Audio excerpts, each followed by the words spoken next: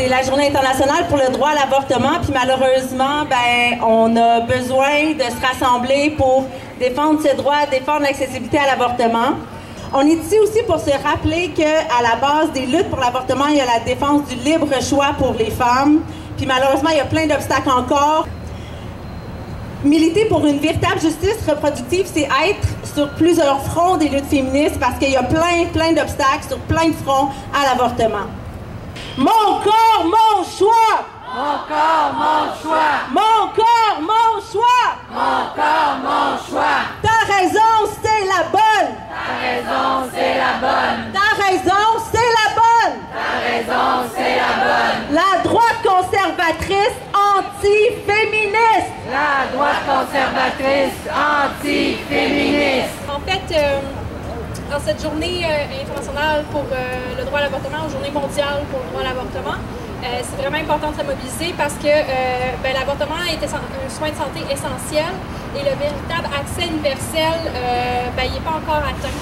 Il faut se mobiliser pour en fait démanteler les systèmes d'oppression parce que tant que plusieurs systèmes d'oppression vont être en place, on ne pourra pas avoir un véritable libre choix pour tous. Dans le fond, c'est notre responsabilité collective de démanteler ces systèmes de pression et de militer pour le libre choix.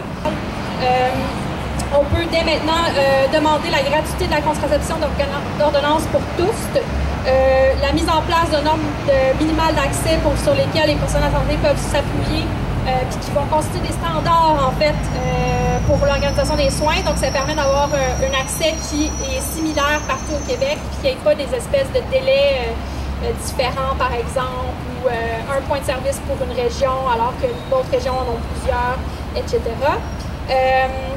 C'est aussi combattre la désinformation par différents moyens. Par exemple, que le gouvernement finance et publicise l'information sur les points de service. Ça peut être financer la recherche pour mieux comprendre le mouvement anti-choix. Puis ainsi contrecarrer leur stratégie de désinformation.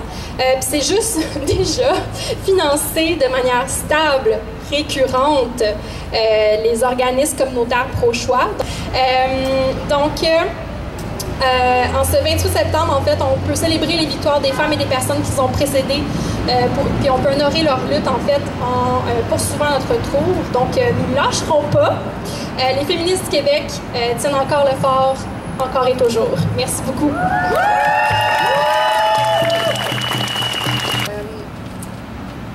Le consentement est une notion centrale dans la mission de Bioseco. Ainsi, consentir à une grossesse, tout comme consentir à un rapport sexuel, fait partie des droits fondamentaux des femmes. Le droit de consentir ne devrait jamais être questionné. Lorsqu'une femme utilise son droit en interrompant volontairement une grossesse, ce sont ses choix. Personne ne devrait avoir le droit de juger ou de commenter cette décision. Dans la même logique, nous pouvons penser à la culture du viol. On responsabilise les victimes alors qu'on sait très bien qu'en 2023, on doit encore se battre pour exiger le port du condom et que plusieurs plaintes sont faites en lien avec le retrait de celui-ci pendant une relation sexuelle. Être confronté à divers discours dans la société peut rendre la décision de se faire avorter très difficile. Ces fameux discours qui tentent de discréditer toute raison pour avoir accès à ces droits ne tiennent pas compte de diverses réalités. Pour certaines, la grossesse n'est pas un choix idéal puisqu'elles sont dans un contexte de violence conjugale, parce qu'elles ont vécu une agression sexuelle. Elles craignent pour la santé du fœtus ou la sienne, ou tout simplement parce qu'elles ne souhaitent pas porter ni élever un enfant. La violence envers les femmes s'exprime de diverses manières, avant, pendant et après la conception. La grossesse doit être un choix. Le choix d'interrompre une grossesse doit être accessible pour toute personne qui souhaite s'en prévaloir. Des services rapides, près de chez soi, l'information valide doit être disponible. Les méthodes diverses doivent être offertes, ainsi que l'accompagnement bienveillant et sans jugement à chacune des étapes. Le féminisme est intersectionnel et l'accès au droit à l'avortement est plus difficile pour plusieurs lorsque des facteurs s'additionnent. Avez-vous une carte d'assurance maladie? Êtes-vous près d'une clinique? Avez-vous eu suffisamment d'informations en lien avec cette procédure?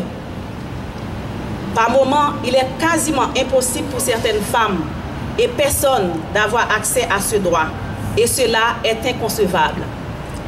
Il est de notre devoir, en tant que société, de réitérer que ce service est important, qu'il est valide de l'utiliser, qu'il doit être plus accessible.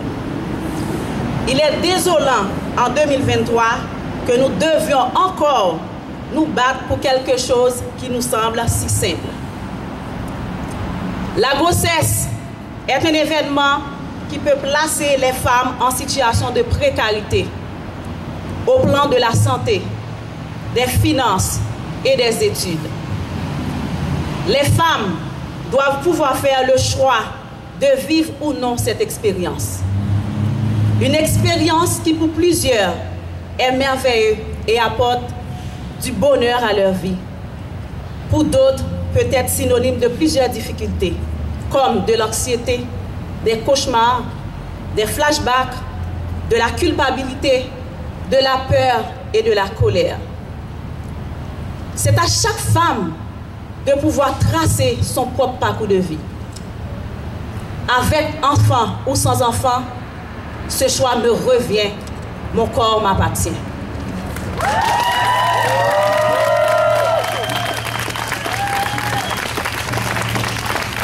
Mon corps, mon choix.